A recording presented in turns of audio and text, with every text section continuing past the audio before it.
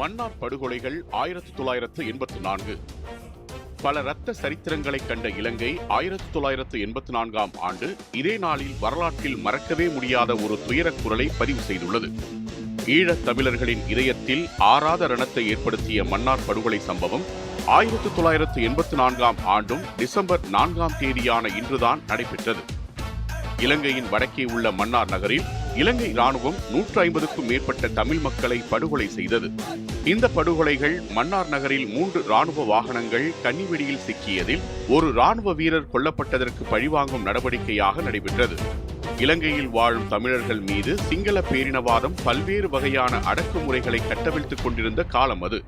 இலங்கையில் வாழும் தமிழ் மக்கள் மீது எப்பொழுது வேண்டுமென்றாலும் தாக்குதல் நடைபெறலாம் என்ற போர்ச்சூழல் நிலவி வந்த நிலையில் இலங்கை ராணுவம் மனிதத்தன்மையற்ற நிலையில் இந்த கொடூர தாக்குதலை நடத்தியது. அப்பாவி பொதுமக்கள் இருந்த இடங்கள் குறிவைத்து தாக்கப்பட்டன.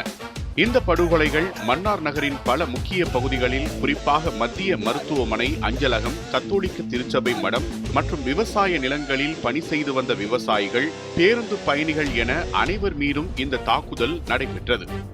இந்த படுகொலைகளை தொடர்ந்து அன்றைய இலங்கை அரசு தலைவர் ஜெயவர்தனா விசாரணைக்கு ஒரு ஜனாதிபதி ஆணைக்குழுவை நியமித்தார். இந்த குழுவில் கத்தோலிக்க திருச்சபையின் உள்ளூர் மதகுரு மேரி பஸ்டியான் சேர்க்கப்பட்டார்.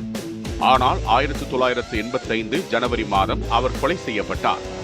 மேலும் இந்த படுகொலைகளுக்கு சாட்சியாக இருந்த மெத்தடிஸ்ட மறைப்பரப்புனர் ஜோர்ஜ் ஜெயராஜசிங்கம் என்பவர் 1984 டிசம்பரில் கொலை செய்யப்பட்டார்.